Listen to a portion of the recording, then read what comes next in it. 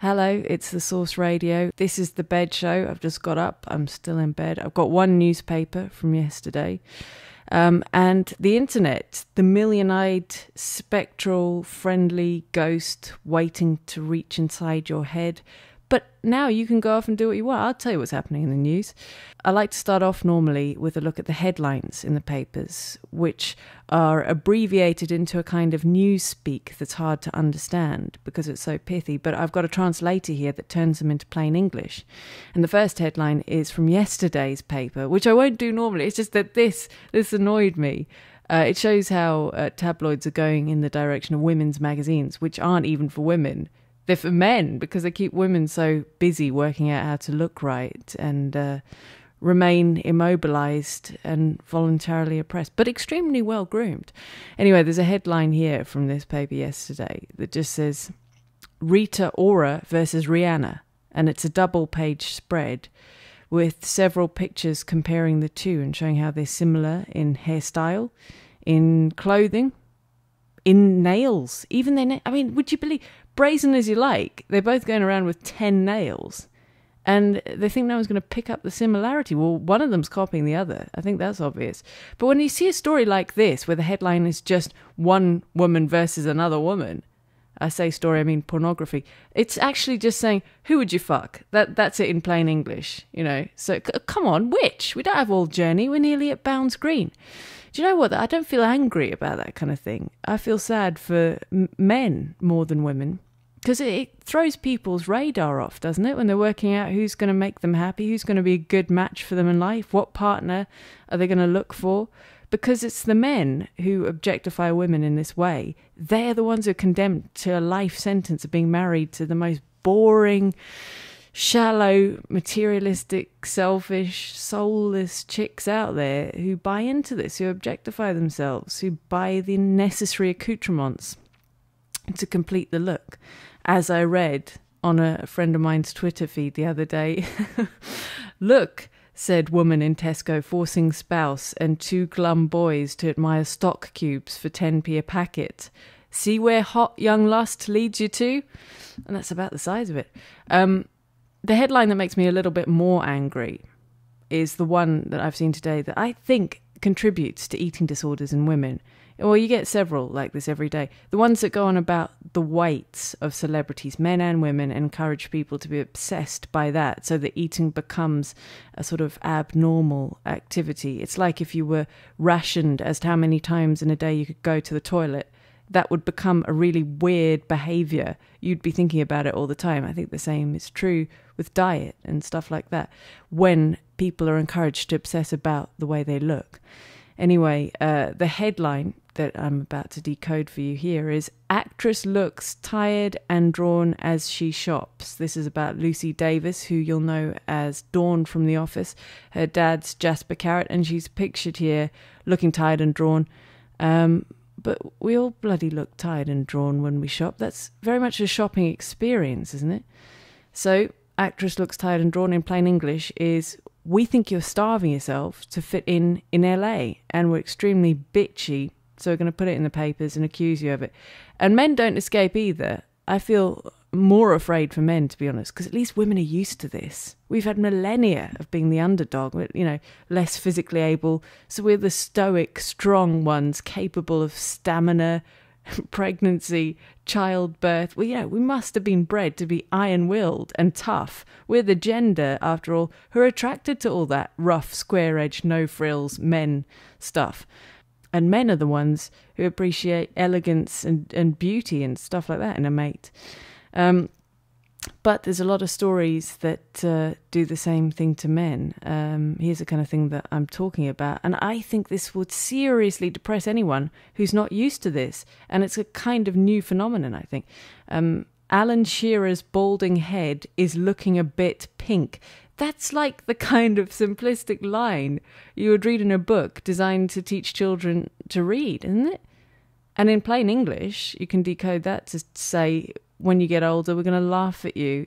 Age is worthless to us. Fuck off, Grandad. We're the cool kids now. Although, You got to admit, at the point where you find yourself wading through the sea in some wretched holiday destination to snap some sun-scorched footballer on his holidays just so you can eat, I wouldn't agree that you're the cool kids. I think something's gone wrong somewhere in your life.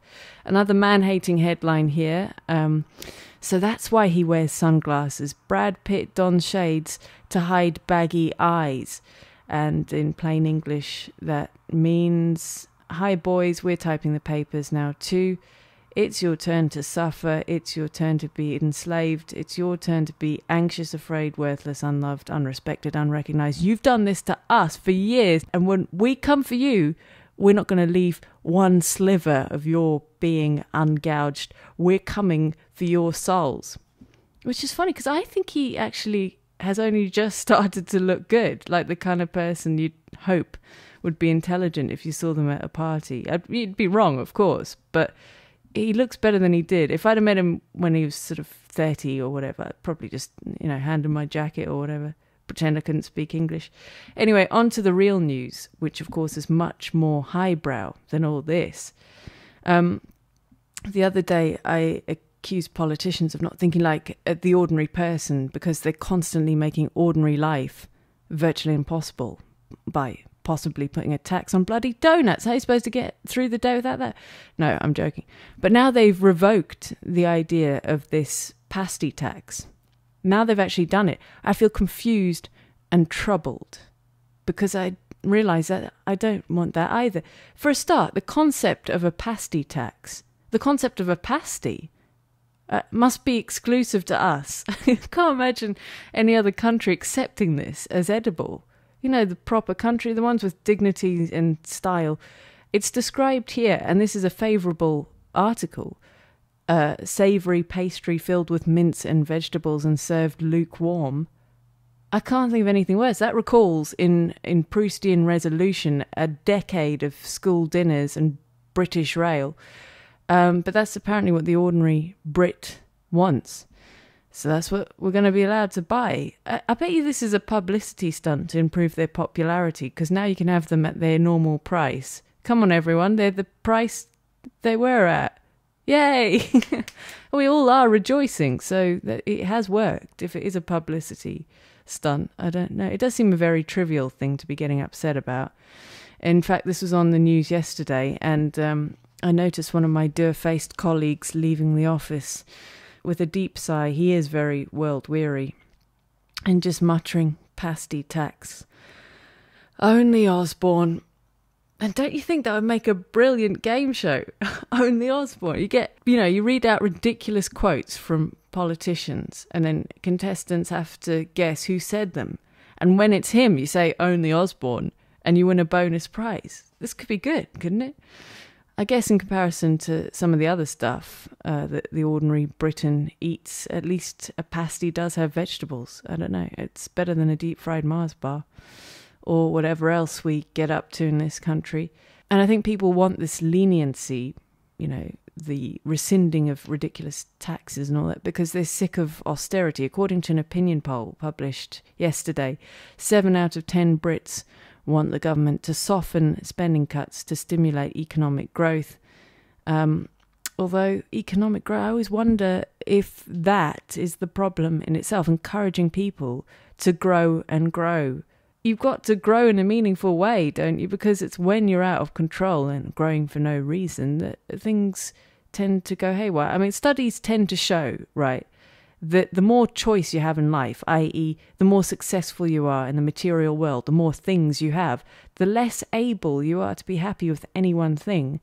And that gives you a vociferous appetite for anything and everything, with the added bonus that the choices you have made in life seem to be worthless when pitted against the collective value of every choice that they are not.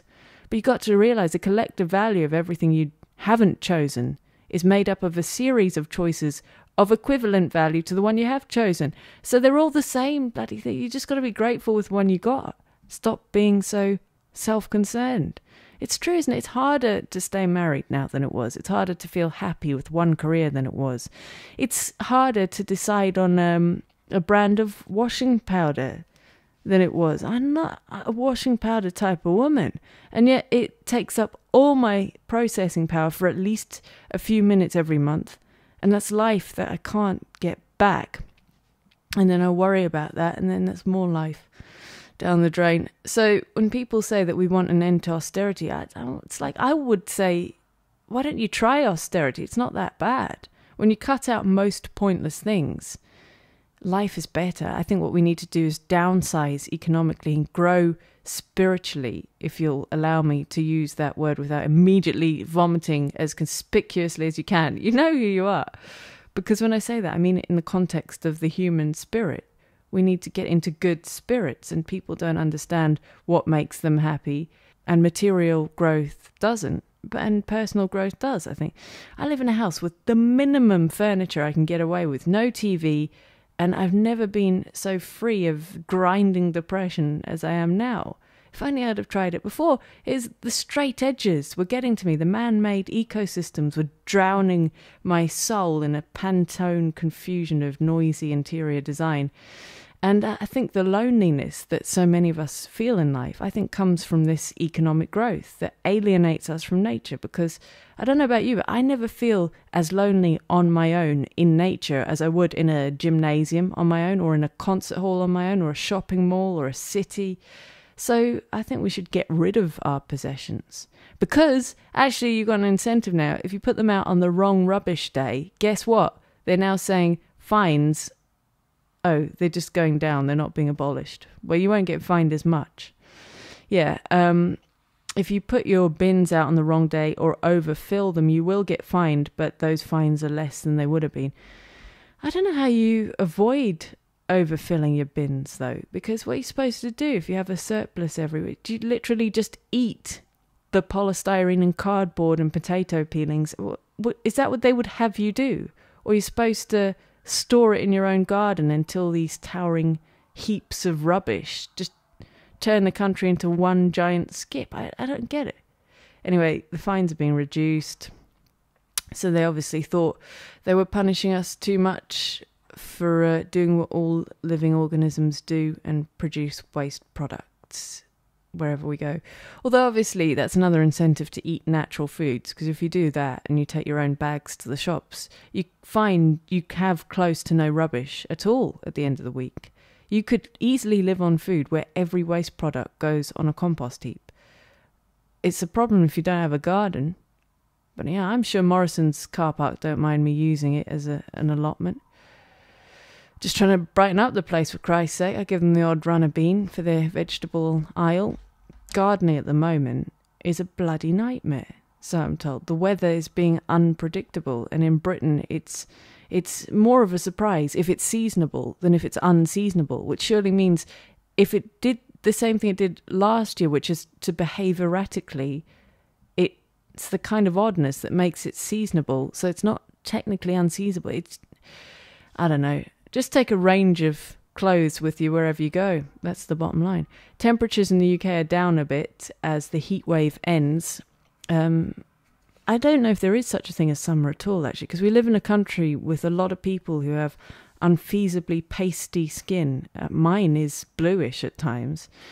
And it's the people who need a tan who are the first to strip off. So when they hear the rumour that summer might be beginning, that's when people like me start taking their clothes off. And it's the glare from that reflective flesh that actually could be what causes summer. It just seems warmer and brighter because of the reflective, pasty arms.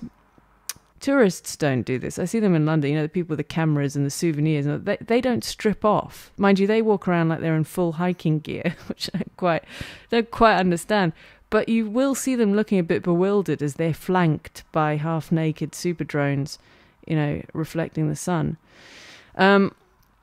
Anyway, on to other news. Andrew Lloyd Webber's daughter is in the papers. Imogen Lloyd Webber. She's written 2 books and is a very intelligent woman.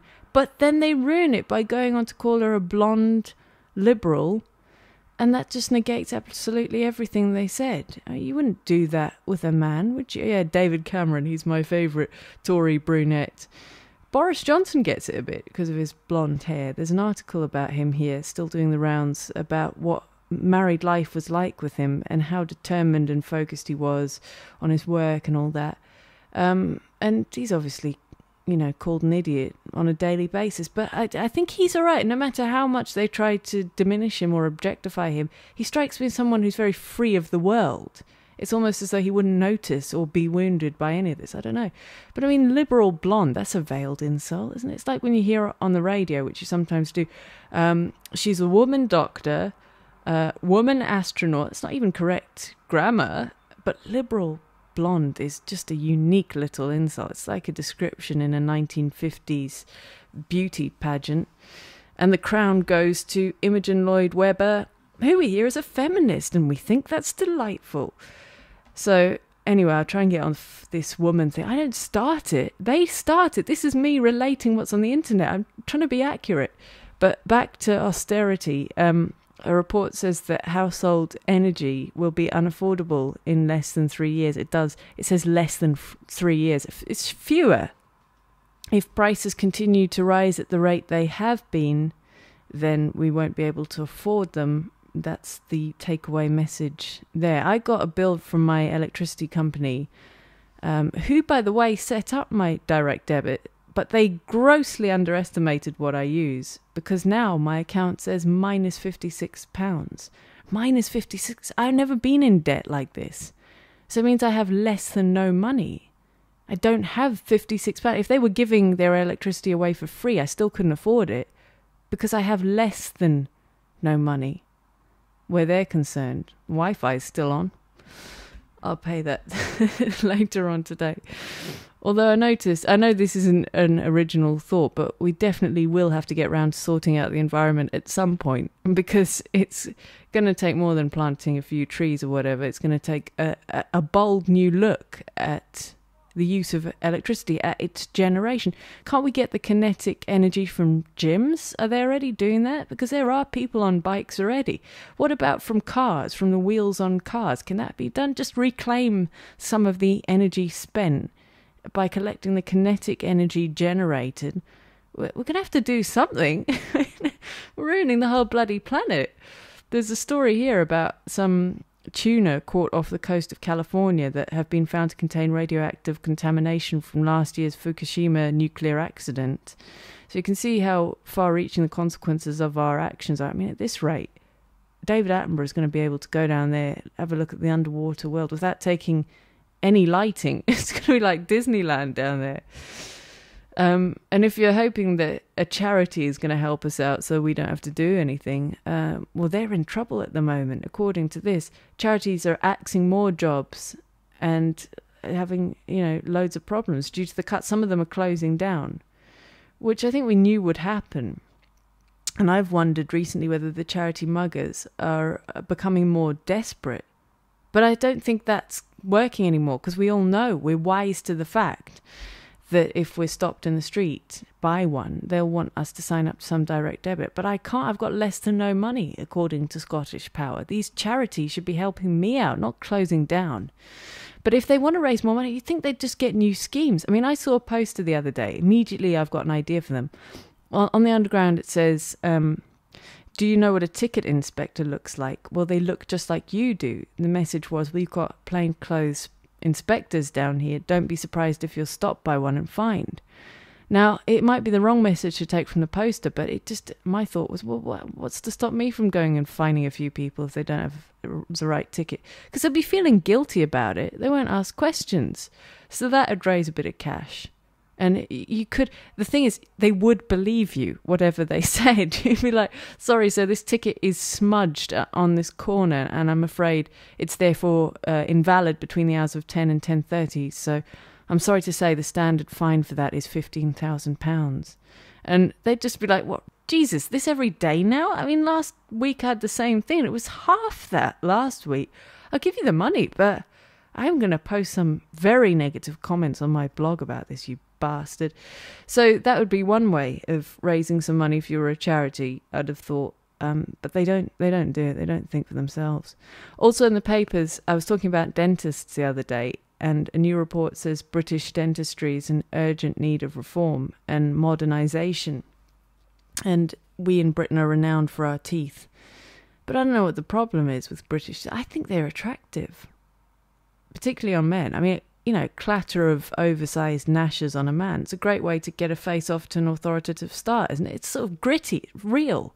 If your teeth are too uniform, it's just, your parents were a little bit too attentive, weren't they, with their orthodontic bills and their concern for this kind of superficial rubbish. If you're expecting the same degree of attention from me, you'd be gravely mistaken. I like somebody who's been a bit neglected, you know what to expect. Geri Halliwell, rarely neglected by the media, although in this case she's been reported as highly unlikely to become a full-time X Factor judge.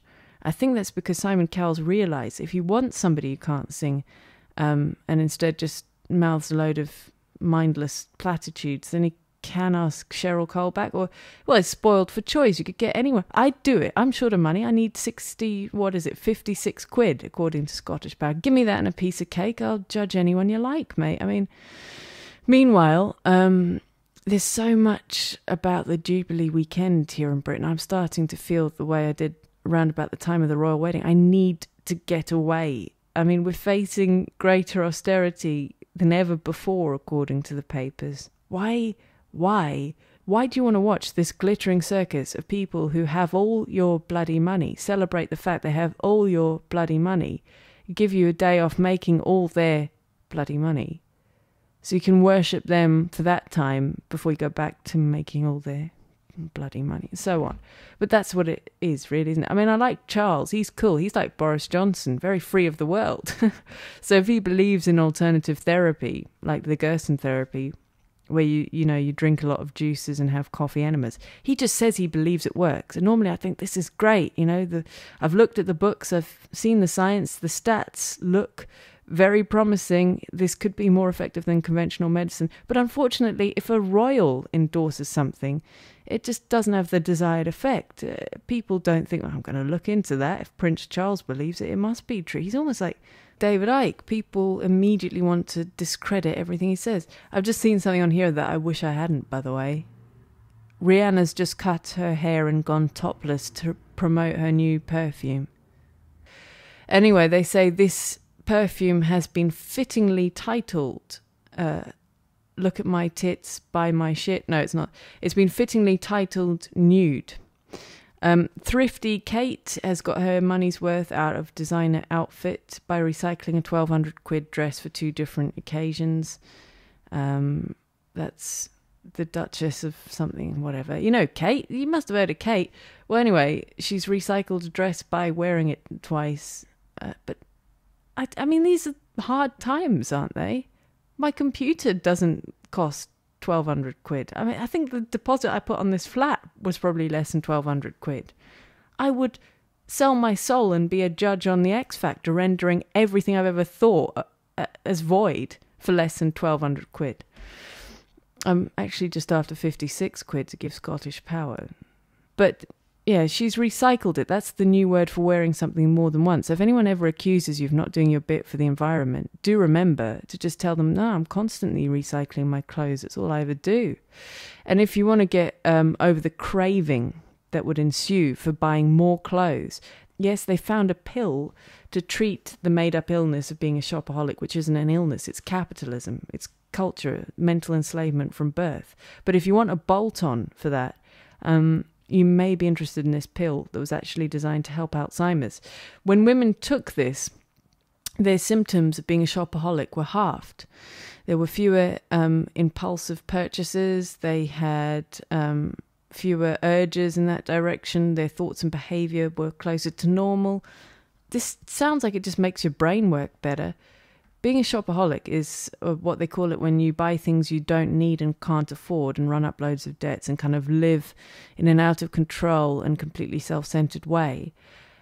Does no one else think this? That it's not actually about whether or not the products work or whether you get into debt or whatever. I mean, we always think the disappointment comes when the products don't work. But even if a wrinkle cream did stop aging, or even if some dress did get you a husband, or even if matching designer plates and a donkey in a box for your wall, or whatever the fuck, I don't know, even if any of this worked in the real world, Does life have to be so relentlessly about the self all the time? Why do you bother? You're going to die anyway. You're just a human. And when you do, everything you've ever bought for yourself, everything you've ever kept to yourself, every sentiment and thought you didn't vocalize in possession is nothing compared to all the things you imparted and shared and gave away, which endure beyond your life. So what you give away is the only thing you get to keep after you die.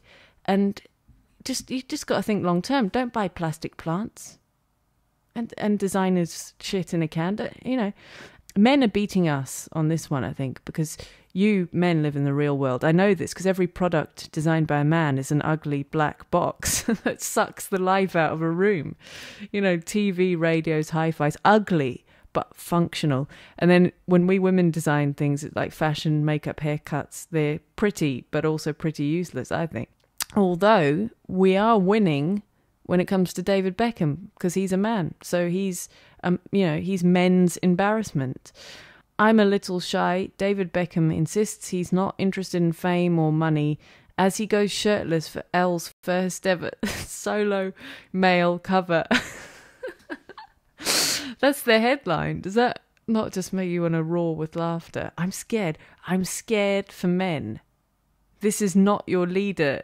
Professor Robert Winston, Patrick Moore, Paxman, even Bojo the Clown, or the sit-down stand-up comedian Andrew Neil, or, these are better than Beckham, well, significantly better.